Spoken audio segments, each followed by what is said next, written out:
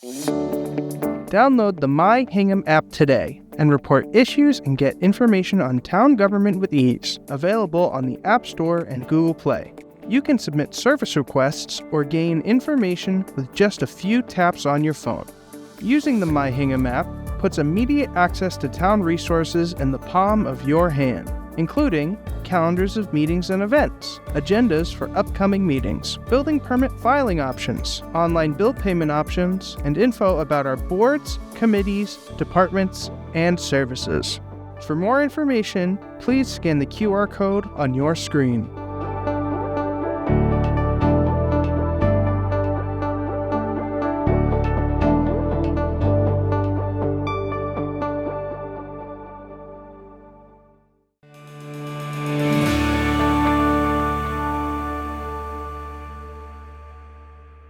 Good evening. It is 6 o'clock on November 18th, 2025. This meeting of the Hingham Select Board is called to order. This meeting is being held in person and/or remotely as an alternate means of public access pursuant to Chapter 2 of the Acts of 2025 and all other applicable laws temporarily amending certain provisions of the open meeting law. You are hereby advised that this meeting and all communications during this meeting may be recorded by the town of Hingham in accordance with the open meeting law. If any participant wishes to record this meeting, please notify the chair at the start of the meeting in accordance with Mass General Law, Chapter 38, Section 20F, so that the chair may inform all other participants of said recording. Is anyone recording this meeting tonight? Seeing none, I know for the record participating in tonight's meeting are board members Liz Klein and Julie Straley and myself, William Ramsey, chair. For those who are willing and able, please stand and face the flag of our nation. I pledge allegiance to the flag of the United States of America and to the republic for which it stands, one nation, under God, indivisible, with liberty and justice for all. All right, before I turn to the approval of minutes, I just want to turn to Tom, who's going to welcome a new member of our team this evening. Great, thank you, Bill. Last Monday, our new Assistant Town Administrator for Finance, Katie Dugan, has started. Katie comes to us with broad experience in finance and municipal government work, so we're excited to have her. Most of you who know Michelle Monsegur was here for a long time. Katie spent the day with her, which really warmed my heart. But she's had off to a very busy start. Yes. She keeps coming in, which is good news, and we're psyched to have her. So, Awesome. say hi. Well, it's good to be here. I'm excited to be part of the Hingham community and support what you guys are doing. Right. Excellent, welcome. Yeah, welcome, Katie. We're thrilled to have you and looking forward to working with you. Great. All right, next item on the agenda is the approval of minutes. We have one set of minutes for consideration this evening. You ready to proceed, Liz? Yes. Julie? Yes. That I'd take a motion. I'll make a motion to approve the minutes dated November 4th, 2025. Second. All those in favor, Liz? Aye. Julie? Aye. And I'm also an aye. The motion carries unanimously. Next item on the agenda is to consider the application for a restaurant common victualler all alcoholic beverages license by Salty Days Hingham LLC, doing business as Salty Days, 19 Shipyard Drive, Hingham. Sean McDaniel, manager. The applicant has requested to withdraw, and with the withdrawal, we do need a formal motion to accept the withdrawal. Any concerns, Liz? No. Julie? No. With that, I would take a motion. I'll make a motion to accept the request from Salty Days Hingham LLC, doing business as Salty Days, to withdraw their application for a restaurant common victualler all alcoholic beverages license filed with the town of Hingham on July 7th, 2025. Second. All those in favor, Julie? Aye. Liz? Aye. I'm also an aye. Motion carries unanimously. Next item on the agenda is to consider the agreement with Reworld CMAS Limited Partnership for municipal solid waste disposal for the town of Hingham. We have our DPW Superintendent, Ashley Breuer, with us today, and our Chief of Procurement and Contracting, David Sequeira. So come on up, and Ashley, we'll turn it over to you. Hi. So super excited. We're got our contract all situated for CMAS, which is where we take all of our trash from the transfer station to dispose of. We've been doing business with them for I don't even know how many years at this point. But this is a new 5-year contract, and we were able to negotiate a really good rate for us. David did a great job with like going back and forth with them and everything, and they originally came at us with a 4% increase yearly. We were able to negotiate it down to a 2.7%. So we're excited about that. And yeah, do you want me to go over some of the rates or? Yeah, if you don't mind, go ahead. So starting January 1 of this year, currently we're paying 105 a ton. It's going to go to 108 and 15 cents. The contracts are January 1 for each year, and so then the following year it would be 111.07, then 114.06, 117.13, then 120.29, ending on December 31st of 2030. Thank you. David, anything to add? Ashley stole most of my thunder on that. But just in the memo, we did put the current contract now for comparison for the board to kind of review. But I mean, as Ashley mentioned, we negotiated from a 4% to a 2.7 for the next 5 years. And CMAS would invoice the town on a monthly basis. And as mentioned, the term of the contract goes through December 31st of 2030. Excellent. Ashley, how many tons are there per truckload? Do you know? I don't have that number off the top of my head, but we do an average of 5,160 tons a year. Really? Yes. How about any idea about like the weekends? How many per weekend? I mean, I just see those trucks coming out of there constantly. Right? Yeah. So we usually fill 2 to 3 trailers a week, depending on, situation, weather, and things like that, how many people want to actually come out in the rain. And then, the time of year of the amount of trash influx and everything. So I want to say each truck is Approximately 30 tons. 30 tons. 30 tons. Interesting. Thank you, JR. A resident wants to ask me what happens to the trash that's moved to CMAS, and I told them I believe it gets burnt, and then it's used for energy, correct? Is that accurate? correct. Interesting. All right, well, thank you. Liz, do you have any questions? A couple questions. Did this go through the normal RFP process? No, so this is exempt through Okay. that entire process. Okay. CMAS is pretty much the only one in the game right now in Okay. the state too. Got it. Okay, so at these rates, it sounds like this is the best that we're going to. Right, and when we went back to negotiate, he said towns usually don't do that. They usually just charge the 4%, so they Okay. were happy to accommodate us on that. Okay, well done. The comment here that they couldn't commit to a proposal with an annual fixed fee. Right. What does that refer to? So the comparison rates that's in the memo, those rates were part of that proposal. Okay, And this proposal is the 108.15 is the first that they're committing to. After that, it's a 2.7% average. So they wouldn't give it, that was the first negotiation was, can Okay. you give us all 5 years? And they said they wouldn't do that. But they would put us into the Boston, Cambridge, Newton CPI that would be averaging 2.7% every year. So that comes out to about $3 increase every year. okay, got it. Okay, and this obviously goes into effect January 1st, 2026? That's correct. Okay, and the funding is from the DPW budget? Yep, my trash removal Trash removal. budget. Okay, perfect, thank you. Great. Julie, any questions? Well, I want to thank you David, for negotiating and getting a good rate, so thank you, appreciate that. And then my only other question is for Ashley, do you see any trends where we're trucking out more trash year over year, or is it fairly consistent, the amount? Over the last 6 years, with our tracking, how we maintain it, it's about average. We stick between 48 to 52, depending on, I guess it was just like, depending on the years and things like that. But the average is about 4,800 to 51. And do you think that that's just the way it is, it's come to an equilibrium of sorts, or if there was any more effort for recycling, is there any room for more I mean, recycling? we do a lot of push for our Yeah. recycling in Hingham. Yeah.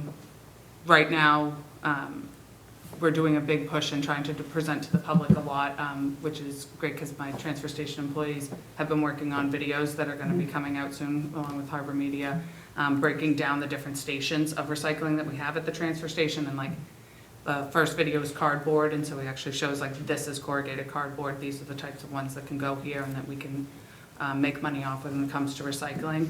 And we've recently just been able to come into the market where the frosted plastics, it's basically like the 1 gallon water jugs, milk jugs, those types of plastics. It's a specific chemical makeup that they can be broken down and they get remade into the same item. So it's a high dollar value item, and we've been able to, we bale that separately and ship it off. And we're starting to see some revenue coming back in with that. So that's going to be very helpful. As long as like we can continue that push where our residents can help us with keeping things separated and doing those things. Okay, thank you. Do any members of the public have any questions or comments about this agenda item? Art, could you bring up the Zoom, if you don't mind? All right, seeing none, I would take a motion. I'll make a motion to authorize the chair to sign the agreement with Reworld CMAS Limited Partnership for municipal solid waste disposal for the town of Hingham effective January 1st, 2026 through December 31st, 2030. Second. All those in favor, Liz? Aye. Julie? Aye. I'm also an aye, motion carries unanimously. Ashley, a lot of good things going on with DPW. I know how responsive you've been to residents, and want to tell you how much I appreciate you doing. And David, your counsel's always appreciated as well. So thank you both. Thank you. Thank Thank All right, you. you guys have a great day. Have a good Thanksgiving. Next item on the agenda is approval of acquisition of 145 Hershey Street by the town pursuant to Mass General Law, Chapter 40, Section 8C. We have Shannon Palmer with us, so Shannon, come on up. Good to see you. Good, thanks for joining us. All right, can you tell us about this, this property acquisition? Yeah, so the commission is respectfully requesting that you support our acquisition of the property at 145 Hersey Street. It's a 4.34 acre property. It was offered to us by the owner, Galen Hersey, and the parcel is mostly deciduous wooded wetland swamp, but we do have some upland areas at the portion closest to Hersey Street. It abuts residential development as well as St. Paul's Cemetery. It's not directly contiguous to any of our parcels, but we do have a town property across the street, as well as a conservation property across Hersey Street, and obviously the country club is on the other side of the cemetery, so it does, in effect, kind of contribute to a little bit of a linkage when you have these larger undeveloped parcels in the same area. So this process started out with the Open Space Committee several months ago, after we heard from the property owner, and they were strongly supportive of the acquisition to protect the wetlands as well as wildlife habitat and our water resources. The commission also is obviously strongly supportive, and they actually formally voted last night to accept the deed. It's been through legal counsel, and like I said, we respectfully request that you support our acquisition. Shannon, thank you. What was the vote last night of the Concom? Unanimous. Unanimous, okay. So no concern from the Concom, they're excited to get the property? Yes. Correct? Excellent, thank you. Julie, any questions? No questions. It seems like a good opportunity, so thank you. Thank you. Liz, any questions? Yes, thank you for bringing this forward. It does seem like a good opportunity. Thrilled to hear that Concom voted and approved unanimously. Just a question about who will maintain this land and kind of what happens next. We will maintain it. As I mentioned, it's primarily wet, so it's not like there'll be a lot of activity there as far as trails or public usage. Some issues that might come up in the future is if we have tree fall or something that might impact a neighboring property. We'll have to address it at that time. We do have some funds in the budget for that, not a lot, but we do maintain, obviously, a budget line item for property maintenance. So if anything did come up, we would use that account. But it won't be used actively as some of our other sites. It's more for preservation in this case. Sure. Great, thank you. Do any members of the public have any questions or comments about this agenda item? All right, seeing none, I would take a motion. I'll make a motion to approve the Conservation Commission's acceptance of the deed to 145 Hersey Street pursuant to Mass General Laws, Chapter 40, Section 8C. Second. All those in favor, Julie? Aye. Liz? Aye. I'm also an aye. The motion carries unanimously. Shannon, thanks for your help with this. Thank you, Appreciate it. Shannon. All right, next item on the agenda is traffic control change at the intersection of Main Street, Middle Street, and Short Street. We do have, joining us tonight, Town Engineer J.R. Fry. So J.R., take us through where we are with this and what recommendations you have. Good evening, Bill, and the members of the Select Board. Thank you. So previously, I brought forward to you, and I think Art's going to share it in a moment, a proposal that was endorsed by the Select Board to change the traffic control at the Main, Middle, and Short intersection to a roundabout.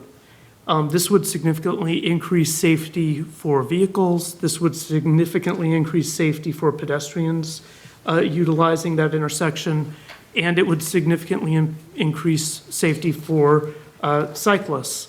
At that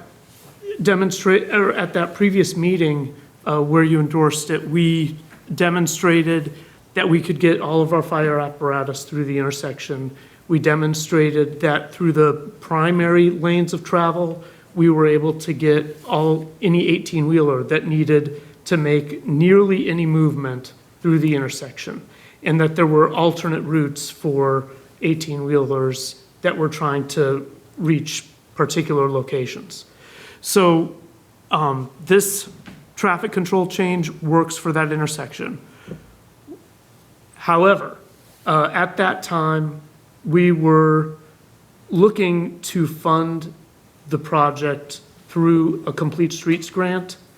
And when we looked at the actual estimate of costs, it so far exceeded what the grant would provide that we needed to take some time to investigate other sources of funding. And so at that time, because we believed we were operating under a particular deadline for Complete Streets grants, we put in a separate grant. What has since transpired is MassDOT changed the grant process for Complete Streets, as well as actually for all of the grants they administer. So what we are now looking at is an opportunity. We are going to withdraw our prior application, and we are going to submit this application for funding, for construction funding, provided the board agrees with that decision. So our estimated cost was about $1.5 million to complete construction of this. The change in grant funding allows an increase in Complete Streets grant funding to $1 million of construction costs, but it also allows you to piggyback on other grant sources. So in addition to the Complete Streets grant, they may be able to award us funding from their pool of Shared Streets grant, from their pool of Safe Routes to School grant, which would apply because of the proximity to the high school, and possibly to the municipal road grant, which is a little bit of an outside-the-box application because of how they usually apply that. But the municipal roads grant is for municipally owned state-numbered routes. And 228 happens to be a municipally owned state-numbered route. So they may be willing to pool funding from all these different resources so that we can get the entirety of the construction funded through MassDOT grants. So that is what I have before you now and what I'd like to pursue is to go after that grant funding and get this work started. All right, Jay, can you just walk us through a little bit on the timeline here, like how we got to this point? I mean, I know you came to see us, was it July? It was this summer. It was this summer. Came to see us, maybe July or August. Yeah. But you had been to the traffic committee first. Yes. Right? And then came to see us. We gave you some input into the decision. The grant the grant issue kind of was out there, now it's in a different place. We think you can fully fund it with the grant money, and then you took it back, you take it back to the traffic committee? I haven't taken it back through traffic Okay. committee. The traffic committee endorsed this without consideration of the funding. So from the traffic committee's perspective, this is a good solution. In fact, I've been getting quite an earful from Sergeant Kilroy, who was upset he wasn't able to advocate for this tonight, but he had other responsibilities. Okay, all right. Okay, so I do have quite a few questions, so I'm gonna, and I appreciate your indulgence here. So, how much, so are you gonna have to take some of the town common? And is the roundabout gonna cut into the town common at all? I assume it must have to. It does not. So there'll be no So- town common disturbed with the roundabout?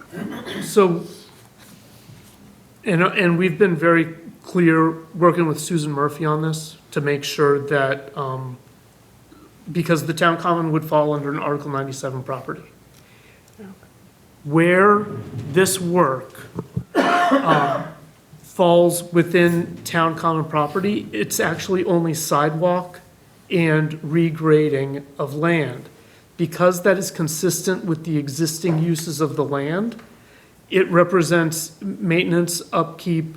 It does not represent a change in use, and therefore it does not require Article 97 authorization.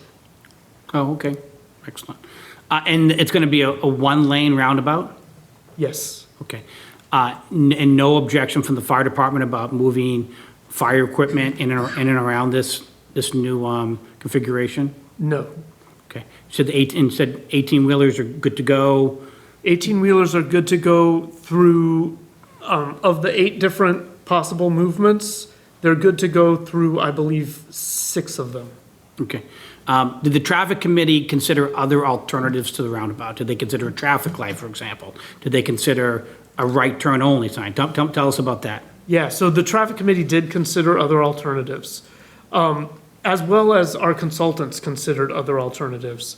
And actually, now that I mentioned that, we even had a third-party consultant, the Boston Region MPO, under their technical assistance to municipalities program, reviewed all of the different options as well. So from the Boston MPO, it was concurrence that the roundabout was the best solution for safety and the best solution to manage delays. When we did look at other options, so if you went to a right turn only scheme, what you end up doing is there are lots of secondary unintended consequences. So you end up diverting traffic into other neighborhoods. You end up pushing people away from the main lines of travel, and they end up funneling through areas, sometimes changing their behavior, making more aggressive left turns to cross traffic. Whereas if they were able to navigate the roundabout safely, they would not have those same kinds of negative, putting themselves at risk, really, is what it comes down to. So when we also looked at the signalization of that intersection, we do get into Article 97 issues, because once you start putting the lights and the control equipment in place, that's a change in use, and we would end up having to impact some of that Article 97 land with signal equipment. Would that include RFBs on the crosswalks you have charted there? We could put RFBs there, correct? So the RFBs will all be, we do have some RFBs. One is actually slated for installation, I'll say, within a month and a half, irrespective of this, as part of the vulnerable road user program through MassDOT. And that would go, if you're all very familiar with the intersection, the building, the commercial property with the pharmacy there at the corner. So the crosswalk crossing Short Street which runs, that's the one. That's at Art.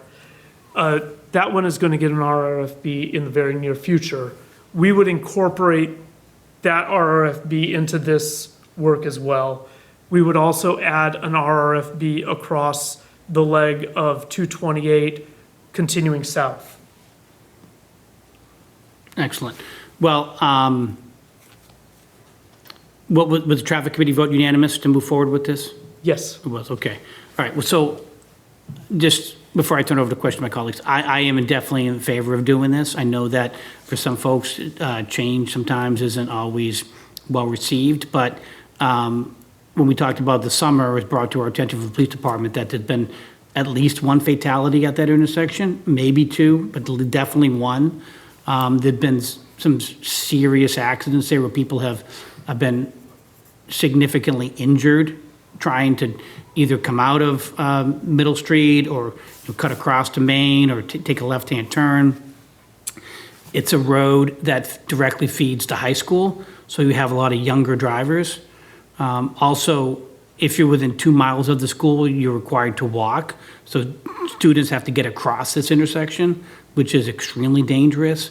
So anything we can do to try to slow people down and make it safer for all drivers in town, I'm certainly in support of it. So I appreciate it, JR. And let me turn to Julie, see if she has any questions first. Okay, thank you.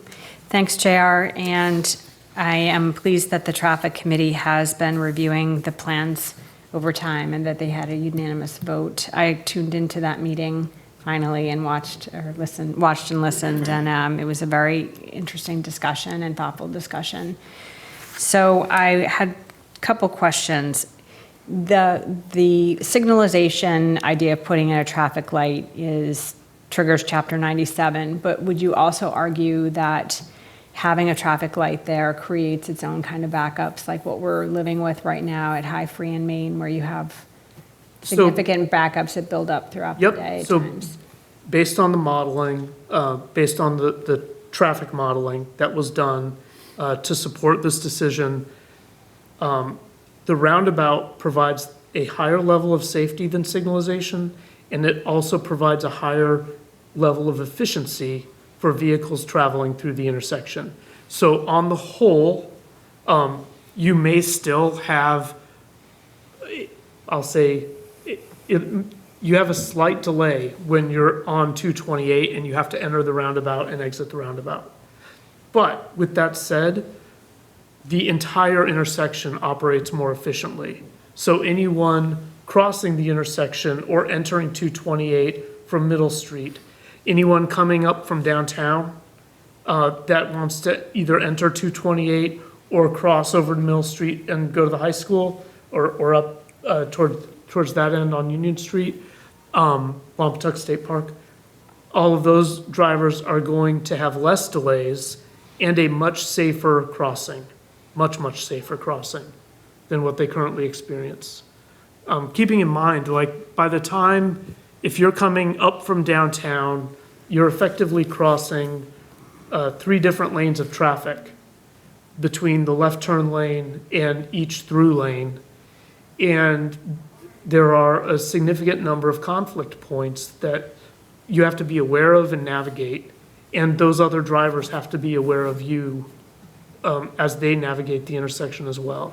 So because of all of those combined factors, the roundabout, it simplifies your entrance and exit, and it reduces the conflict points. I believe at the last presentation we showed, it's something like 32 different conflict points between pedestrians, vehicles, and between vehicles and vehicles, and it reduces it to about 8. So that's much easier for all drivers to navigate. It's much easier for pedestrians and cyclists to navigate. And that's why the increase in safety is so significant. Okay, thank you. My other question is back to the 18-wheelers. So I remember the traffic committee, when you met earlier in September, or closer to the beginning of the month, that was a big issue and discussion point about the big 18-wheelers and the roundabout plan didn't quite support the biggest of trucks. But then there was a little tweaking done to the roundabout, yes? That's correct. And so can you tell us about what trucks, if there was a truck that didn't fit this turning, or what are the constraints and where would they go? So the only constraints that we're not, or the only turning movements that we're not able to support are the turning movement from 228 southbound, which is the short street entrance, going onto Main Street northbound into downtown. And the simple solution to that one is Levitt Street, when you're on 228, you simply take a right and stay on Levitt, and then take another right onto Main Street to go downtown. So you just simply omit the small Hingham Center commercial district. And so the other one, it's probably pretty evident if you're coming northbound on 228 and you were to attempt to take a right turn onto Middle Street, that's obviously too tight a turn for an 18-wheeler. However, you can simply, when you're coming up 228, you'll pass Haley Field, you'll pass the Haley Field driveway, and you'll continue straight on Pleasant Street. Go up in front of the high school, and you can make that turn onto Union Street if you're heading into any portion of that part of town. And that's presuming that you also didn't turn on South Pleasant Street or any of the other available routes that you could have taken. And there would be signage for truck driving to let them know if they didn't meet that criteria, that the roundabout's coming up. There wouldn't need to be any signage because for the most part, and for most of those vehicles, they plan their routes out ahead of time so that they can be aware of the different intersections that they may have to navigate through. They'll all be introduced. So the ones that drive through it on a routine basis will be introduced to it during construction.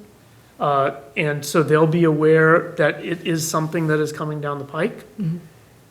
So I would not anticipate needing any special signage indicating truck routes or anything like that.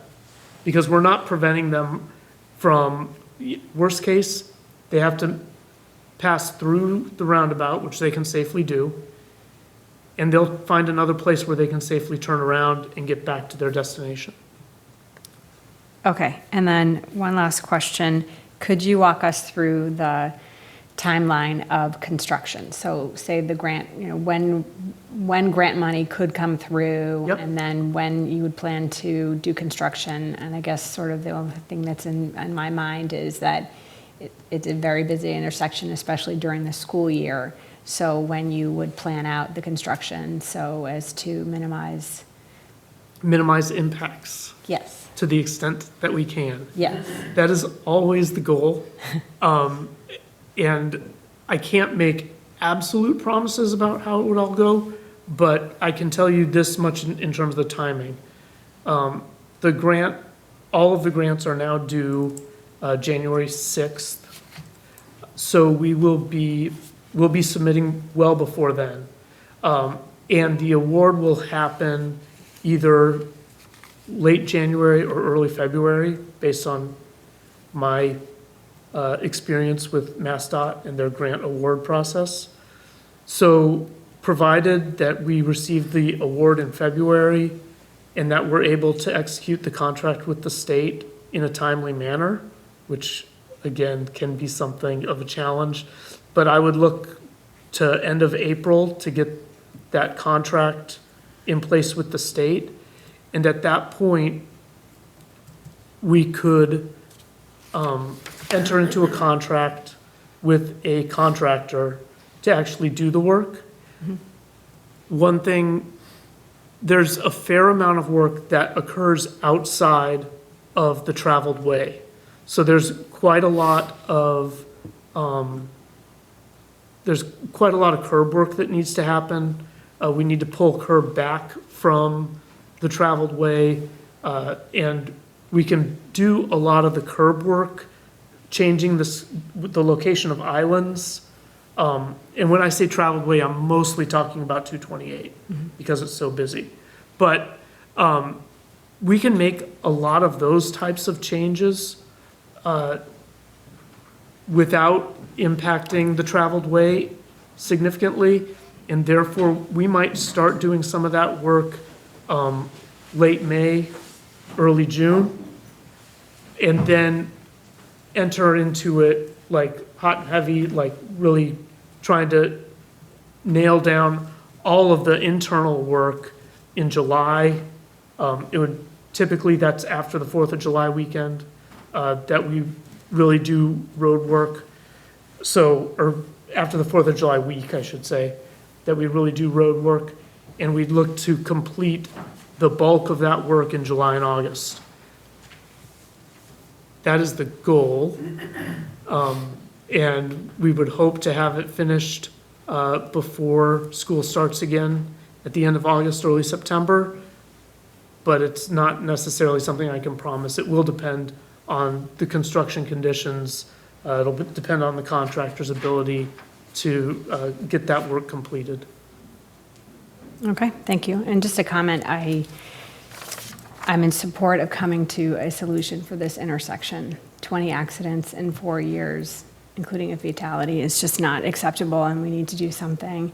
And from your discussions and prior meetings, this sounds like this is the solution that does not cut off business districts, that doesn't create downstream traffic problems with right turn only, and that it allows people opportunity to move through and cross through and not have to go do loop-de-loops around. So, thank you.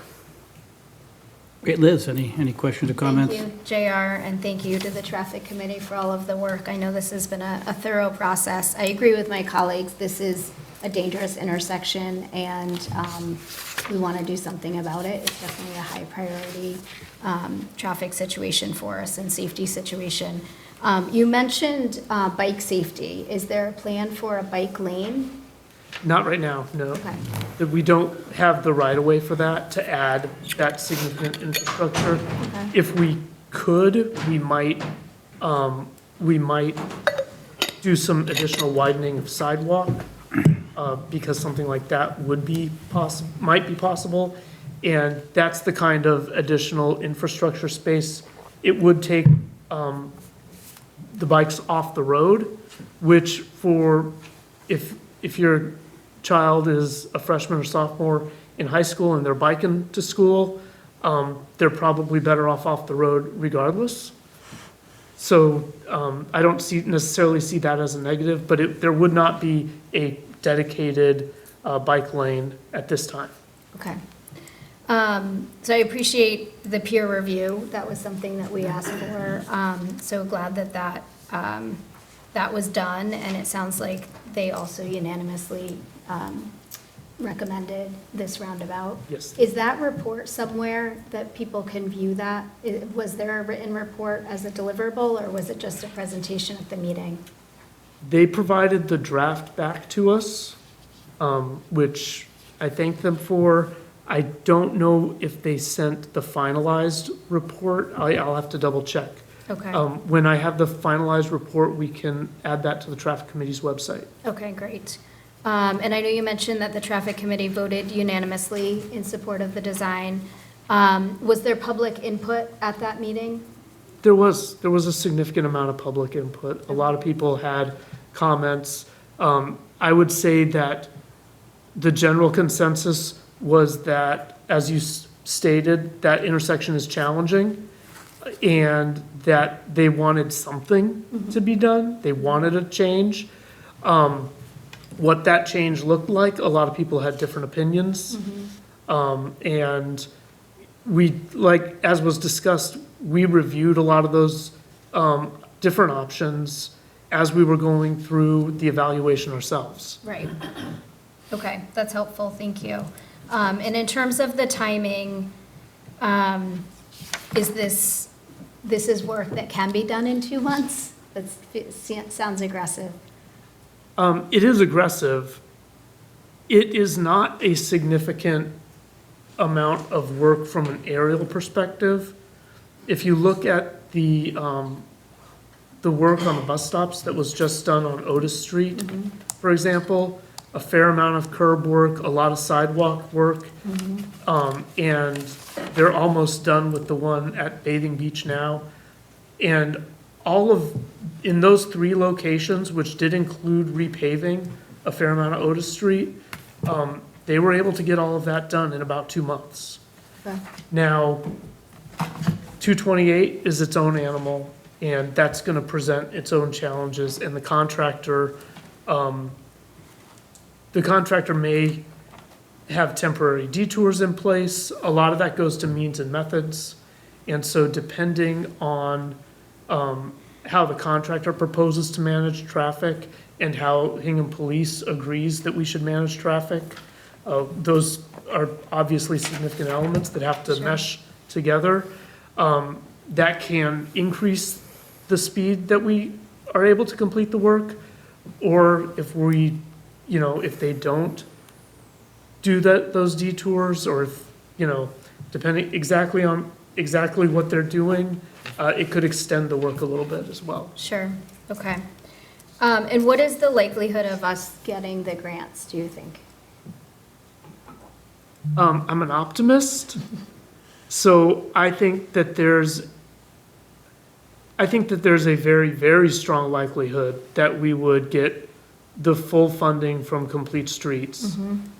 And I believe if we present good arguments and a well-written application that highlights the proximity to the high school, that highlights all of the improvements that we've been trying to make in the 228 corridor to make it safer to cross this route that bifurcates the town. So I think all of those different elements are compelling, and I think hopefully they will look at those pieces, and I'd like to say that there's a reasonable probability that they would fully fund construction. Okay. So we're obviously not voting on the project. What is the goal for tonight? To endorse this proposal so JR can move forward with the grant applications? Yeah, it doesn't need to be a formal vote. I think we just need to, I think you soliciting input from us. Okay, Yeah. okay, just want to be Absolutely. clear on that. Okay, perfect, thank you. All right, any members of the public have any questions or comments? Jody, come on up. Jody, can you come up to the podium, state your name and address?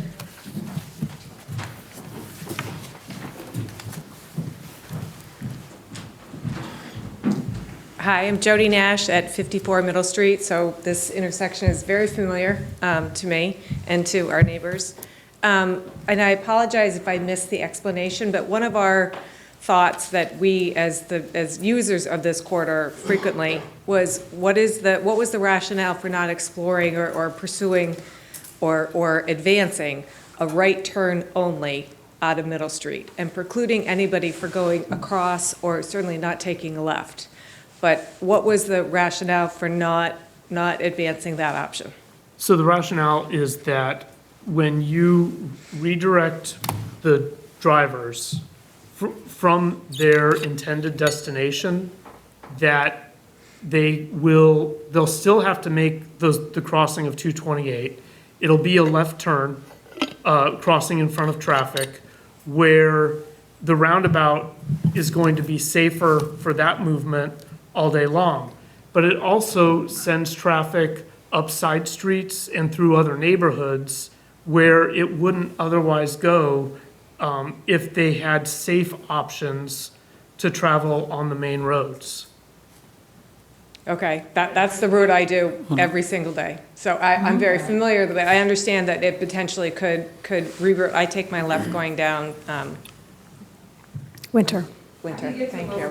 Hold on. Well, you can ask questions. Yeah. So in any event, so I'm very familiar with that route, but that's one car. So I just wanted to get a better perspective as to why, town-wide, that wasn't something to pursue.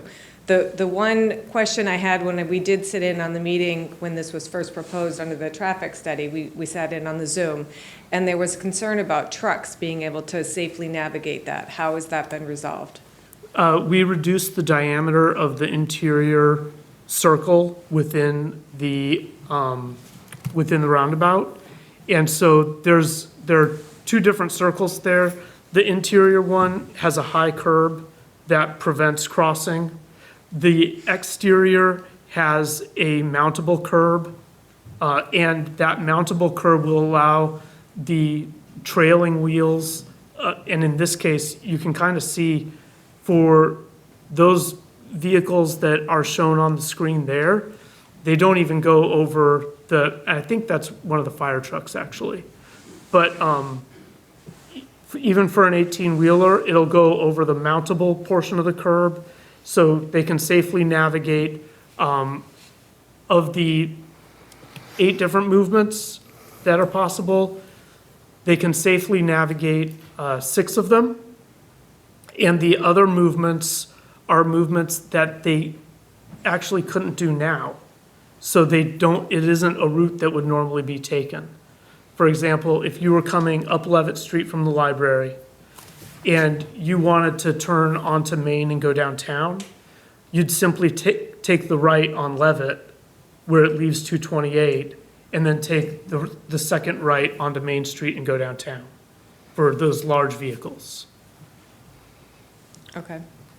And then one final question. How is that crosswalk that is, that for pedestrians to go across 228, is there any light? Is there any flashing? Is there anything that's going to help those pedestrians to navigate that? Go ahead. So both, as a matter of fact, the crossing of Short Street, which is the crossing that goes across 228 at the pharmacy, that crossing will actually be getting an RRFB within the next 2 months. Sorry, what's an RFB? Flashing light.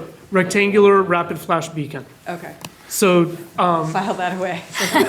It's like the one we have on East Street. Yeah, We just have when, them just when we have it somebody is about to, downtown. you You press hit a button and Okay, it's, okay, yeah. all right, thanks. so that'll be there. I believe there will also be one at the other side of 228, the other side of the 228 crossing. So for those 2 crossings, they would have, it's not protected per se, but it is additional visual aids that alert drivers to the presence of a pedestrian. Okay, all right, thank you. Thank you. Karen, did you have a question? You got to come to the mic and just state your address. Thank you. Hi, this is great. Karen Rowley, 40 Middle Street. Our son was actually T-boned at that intersection, so we're happy to see something. He was fine, but he was in the passenger seat where he was just completely smashed. The car rolled on its side. The only way to get out was through the sunroof. That's how much damage was done to the car. So this is great. So we're all on board with this. So the roundabout is great. How do I get from Middle Street to Lower Main on this? Sorry, I'll ask you. Yep, so going downtown. Yeah. So Middle Street is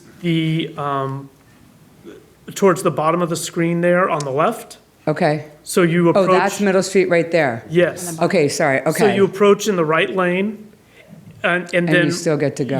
You'll yield to enter the roundabout. Okay, And then you'll simply follow that green line right across. right across, okay. I kept thinking it was the other street, so that makes more sense. Right, Hold on, people, yeah, that's okay. You can come up to. it's what we have right now, yeah. And So yes, sometimes that's we the- actually swerve like that to get over there, so. So you're saying that this is going to avoid people going from the side streets? Like turning right and then turning left? Exactly. Yeah, to get to Lower Main. Okay, so in your. Or cutting through, that, I mean, technically, that's a street as well, an extension of School Street.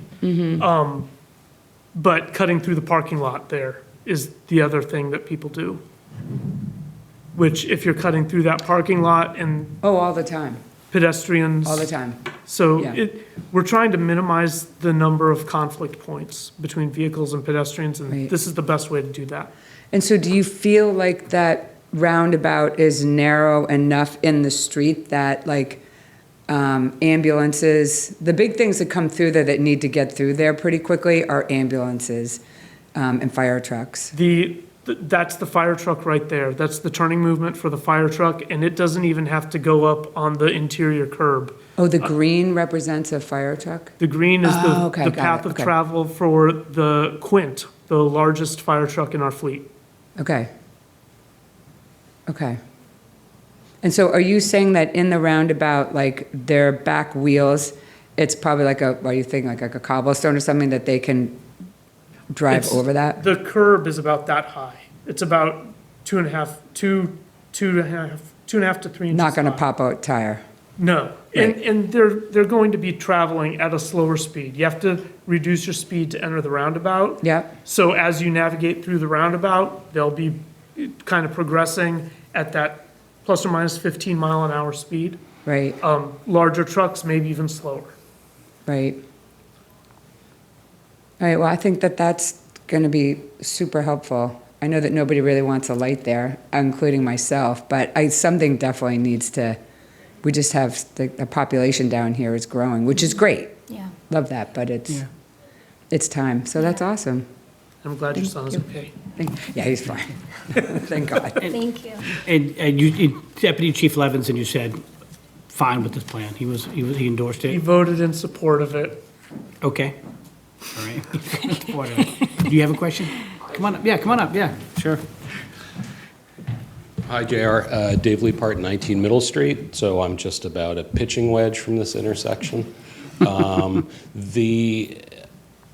The circle itself is on the road work. Is it similar to the rotary in the shipyard? Yeah, it could be similar to the one in the shipyard, yes. Okay.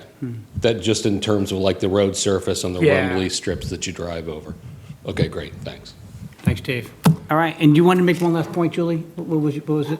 Oh, no, I was just mentioning that before you arrived, that JR also made a point about if you're coming from Middle Street, if you're taking a right at the end of Middle Street and you're bypassing, going straighting across by taking a left on Winter Street, for example, then you've bypassed a business district where those businesses are not getting people, it's not as easily accessible to those businesses, like the bagel shop and the bank and all that. So it's just also creating a little bit of hardship for traffic flowing to those places and then down to the square. So that was just a point that JR had raised that I thought was also a good point.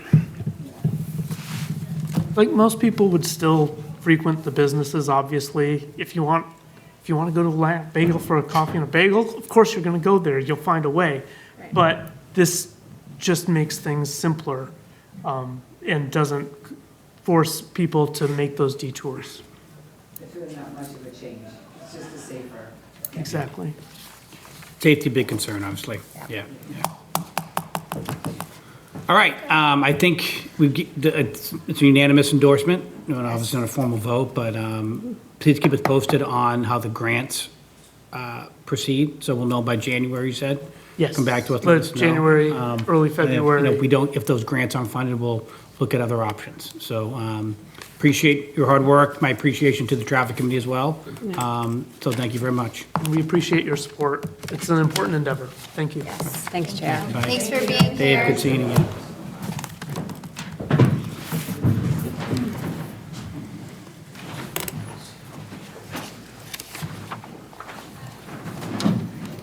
All right. Next item on the agenda is appointments.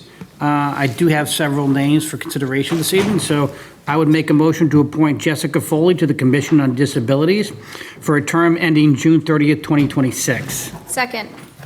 All those in favor, Liz? Aye. Julie? Aye. I'm also an aye. The motion carries unanimously.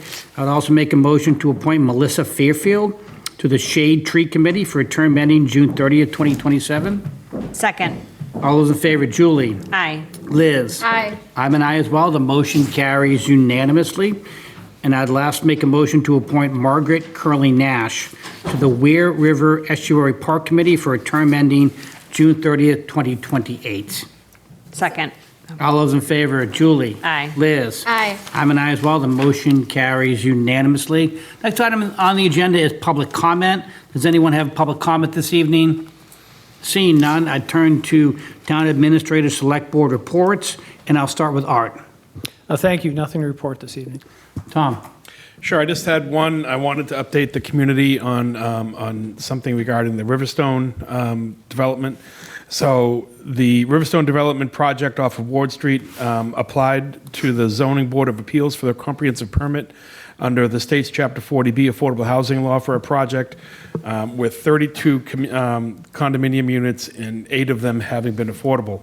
After over 2 years of hearings and legal proceedings, the ZBA voted in July of 2018 to issue a comprehensive permit for the project subject to specific conditions.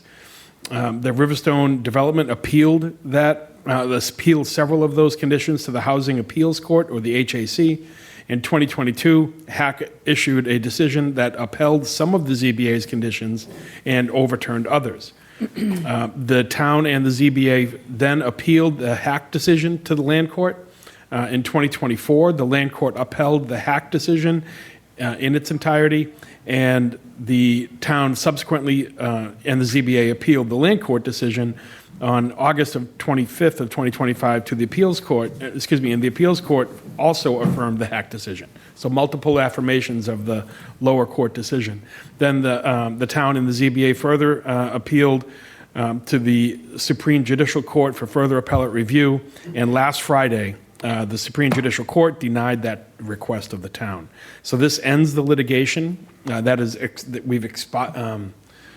We've expired all of our potential litigation paths. So this ends the litigation over the comprehensive permit issued by the zoning board for the Riverstone development, and the town and the ZBA will now be taking steps to comply with the HAC decision going forward. I'm not sure exactly what that looks like right now, but that's the path. Tom, thanks very much. Julie, anything tonight? No, I don't have anything, thanks. Liz? I just want to say thank you to everyone that worked so hard organizing the Veterans Day ceremony, and thank you to Chair Ramsey for your service and for speaking. It was a really meaningful ceremony, so I was thrilled to be a part of that. And congratulations to our high school sports athletics teams that have made it to states. I had the pleasure of watching and rooting for the football team and the field hockey teams this weekend, and the drama production is this coming weekend. The Sustainable Budget Task Force is meeting Thursday, so more to come on that. Perhaps we can add it to an agenda after the holidays to just give an update. Great, thank you. I just have a couple of items. First of all, I want to thank the Hingham Education Foundation for allowing me to serve as a moderator at their recent spelling bee. I thoroughly enjoyed it. Tomorrow night at the high school is the 3rd annual Unified Basketball Game. It's a wonderful event, and encourage people to come out and support it. And lastly, we're not meeting next Tuesday, so I hope everybody has a wonderful Thanksgiving and has a good time with their family and enjoys the holiday. So with that, I would take a motion to adjourn.